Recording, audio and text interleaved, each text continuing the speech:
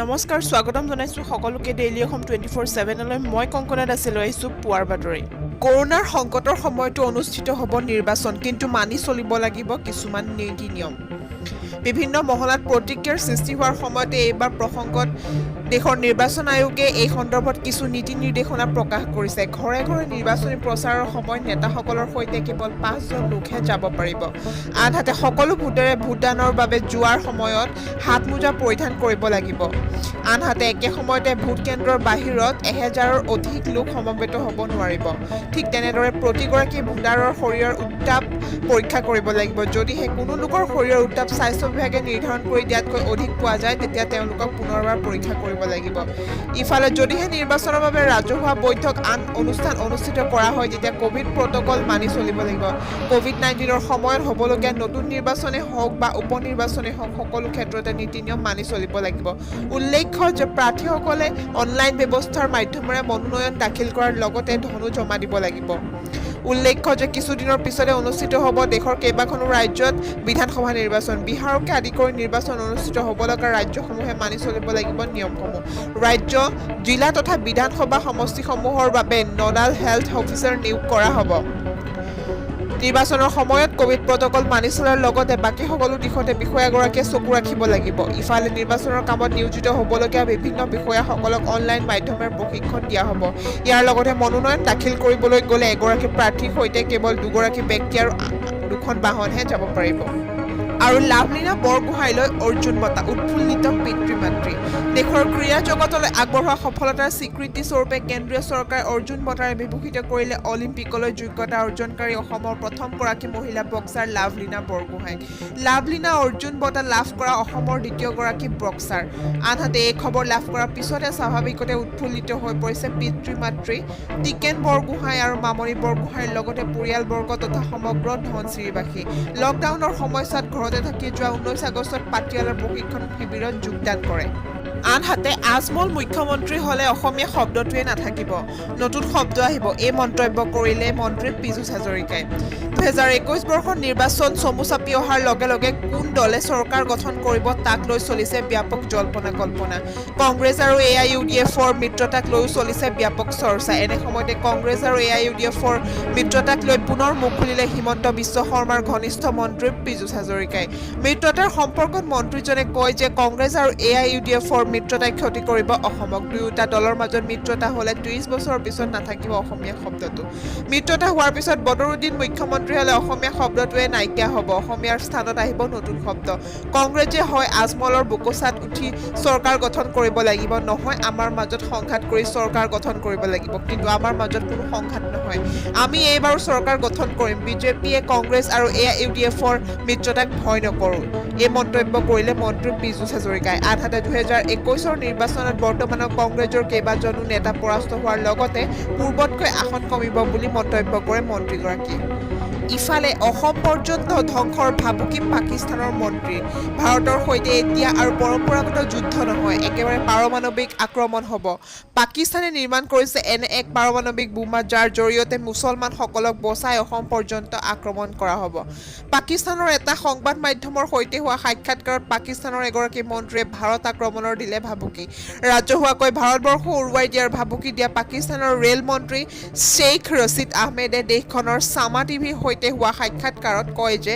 একেবাৰে অসম পৰ্যন্ত আক্ৰমণ কৰিবলৈ পাকিস্তানৰ হাতত এনে অস্ত্ৰ আছে যাৰ সহায়ত মুছলমানৰ কোনো ক্ষতি নোহোৱাকৈ দেশ ধ্বংস কৰিব পৰা যাব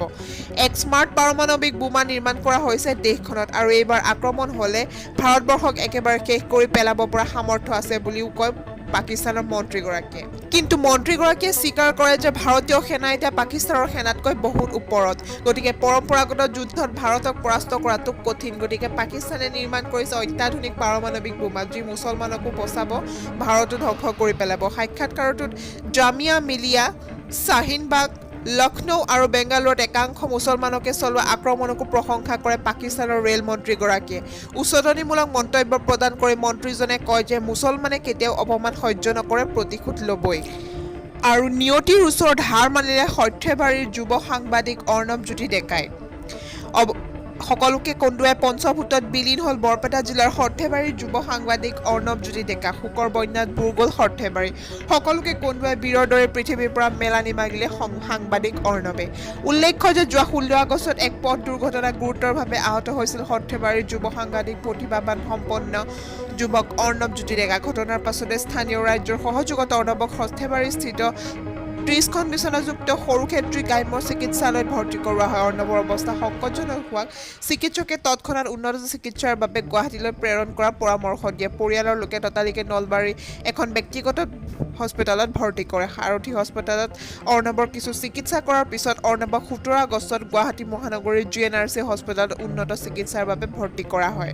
GNRC হস্পিটেলৰ ICU কক্ষ বিগত 5 দিন মৃত্যুৰে যুঁজি আছিল সৰ্থেবাৰী অঞ্চলৰ সৰবৰাহী যুৱক অৰ্ণৱে। মাজতে স্বাস্থ্যৰ সামান্য উন্নতি হৈছিল যদিও বৃহস্পতিবাৰে নিশা প্ৰায় 2 বজাত শেষ নিশ্বাস ত্যাগ কৰিলে অত্যুৎসাহী যুৱক অৰ্ণৱে। সৰ্থেবাৰীৰ জমথেৰ ছুপাৰ কৃষক তথা অগপ নেতা ৰণ তিলক ডেকা আৰু হিৰণময়ী ডেকাৰ একমাত্ৰ পুত্ৰ সন্তান আছিল অৰ্ণৱ ডেকা। সৰবৰাহী যুৱক অৰ্ণৱৰ মৃত্যুৰ বাতৰি বিয়পি পৰাৰ লগে লগে সমগ্ৰ সৰ্থেবাৰী অঞ্চলত হাহাকাৰ পৰিস্থিতিৰ সৃষ্টি হয়। সততে সমাজৰ আৰ্তজনৰ কাষত থিয় হৈ হোৱা অৰ্ণৱে অবৈধ সুৰাৰ বেহা উচ্ছেদ কৰাৰ লগতে দুৰ্নীতিৰ বিৰুদ্ধে এক সংগ্ৰাম গঢ়ি তুলিছিল, যাৰ বাবে কম দিনতে ৰাজ্যৰ প্ৰিয়ভাজন হৈ পৰিছিল অৰ্ণৱ। বঞ্চিত চৌধুৰী শংকৰদেৱ শিশু নিকেতনৰ তীক্ষ্ণ বুদ্ধিৰ ছাত্ৰ অৰ্ণৱে বিগত প্ৰায় এবছৰ ধৰি সংবাদ সেৱাৰ লগত জড়িত হৈ সাহসেৰে বাতৰি প্ৰেৰণ কৰিছিল। যিকোনো সামাজিক কাম কাজত আগভাগ লোৱা অৰ্ণৱৰ মৃত্যুতহে গুৱাহাটীৰ পৰা আহি পোৱাৰ লগে লগে সৰ্থেবাৰীত নতুন বজাৰত হাজাৰ হাজাৰ মানুহ গোট খায় আৰু অৰ্ণৱক শেষবাৰৰ বাবে প্ৰত্যক্ষ কৰে। লগতে ছেপ্টেম্বৰৰ পৰা শিক্ষানুষ্ঠান খোলাৰ সিদ্ধান্তৰ বিৰোধিতা কৰিলে শিক্ষক সমাজে। কৰোনা ভাইৰাছৰ সংক্ৰমণৰ বাবে ৰাজ্যৰ শিক্ষানুষ্ঠানসমূহ বন্ধ হৈ আছে। কেন্দ্ৰীয় চৰকাৰৰ নিৰ্দেশনা পালেই ছেপ্টেম্বৰৰ পৰা বিদ্যালয় তথা শিক্ষানুষ্ঠানসমূহ খুলিবৰ বাবে সাজু হৈছে। সেই সময়তে বিদ্যালয়সমূহ খোলাক লৈ প্ৰতিক্ৰিয়া ব্যক্ত কৰিছে শিক্ষক সমাজে। ইতিমধ্যে শিক্ষামন্ত্ৰীয়ে বাধ্যতামূলক কোভিড টেষ্ট কৰি 1 ছেপ্টেম্বৰৰ পৰা শিক্ষানুষ্ঠানসমূহত শিক্ষকসকলক উপস্থিত থাকিবলৈ কঠোৰ নিৰ্দেশ জাৰি কৰিছে। বিদ্যালয় খোলা সন্দৰ্ভত এক বিজ্ঞপ্তিযোগে সদৌ অসম উচ্চতৰ মাধ্যমিক শিক্ষক আৰু কৰ্মচাৰী সন্থাই সেৱাৰ অধ্যক্ষলৈ এক পত্ৰ প্ৰেৰণ কৰিছে। 1 ছেপ্টেম্বৰত বিদ্যালয়সমূহ খোলাৰ সন্দৰ্ভত এই আবেদনত সদৌ অসম উচ্চতৰ মাধ্যমিক শিক্ষক আৰু কৰ্মচাৰী সন্থাৰ সভাপতি হিমাদ্ৰী জ্যোতি দত্ত আৰু সৈয়দ আনিছুৰ ৰহমানে প্ৰতিক্ৰিয়া ব্যক্ত কৰি কয় যে চহৰ অঞ্চলকে ধৰি গ্ৰামাঞ্চলসমূহলৈ কৰোনা অতি ক্ষীপ্ৰ গতিত সংক্ৰমিত হৈছে। চৰকাৰী ৰেপিড টেষ্টৰ পৰিসংখ্যাত প্ৰতিদিনাই কৰোনাত আক্ৰান্তৰ সংখ্যা বৃদ্ধি হোৱাৰ বাবে শিক্ষানুষ্ঠানসমূহ খোলাৰ আগতে ছাত্ৰ ছাত্ৰীৰ স্বাস্থ্য সুৰক্ষিত কৰাৰ নিশ্চিত প্ৰদানৰ বাবে আহ্বান জনাইছে শিক্ষক সমাজে। একাংশ শিক্ষানুষ্ঠানত যথেষ্ট সংখ্যক ছাত্ৰ ছাত্ৰী থকাৰ বাবে শ্ৰেণীকোঠাত সামাজিক দূৰত্ব বজাই ৰখা আৰু আন কোভিড প্ৰট'কল মানি চলাটো অসম্ভৱ হ'ব। সেয়েহে শিক্ষানুষ্ঠানসমূহত শিক্ষক আৰু ছাত্ৰই দূৰত্ব বজাই ৰাখি পাঠদান চলোৱাটো সম্ভৱ নহয়। এতিয়া আহিছোঁ 24 ঘণ্টাৰ কৰোনাৰ সবিশেষ খবৰলৈ। ৰাজ্যত কৰোনাৰ সন্ত্ৰাস এতিয়া অব্যাহত আছে। যোৱা 24 ঘণ্টাত ৰাজ্যত 1856 জন ৰোগীৰ দেহত ধৰা পৰিছে কৰোনাৰ অৱস্থিতি আৰু ইয়াৰে কামৰূপ মেট্ৰৰ 433 জন ৰোগী, ডিব্ৰুগড় জিলাৰ 150 আৰু কাছাৰ জিলাৰ 143 আৰু কামৰূপ ৰুৰেলৰ 121 জন ৰোগী। আৰু ইয়াকে লৈ মুঠ কৰোনা আক্ৰান্ত হোৱা ৰোগীৰ সংখ্যা 87,908 জনলৈ বৃদ্ধি পাইছে।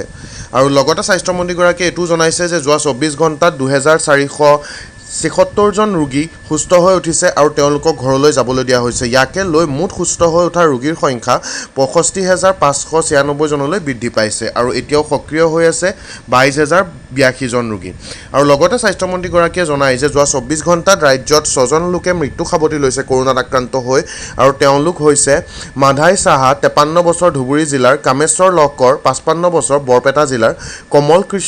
কমল কৃষাণ মহন্ত 47 বছৰ কামৰূপ ৰুৰেল, হৰিপাদ দেৱ নাথ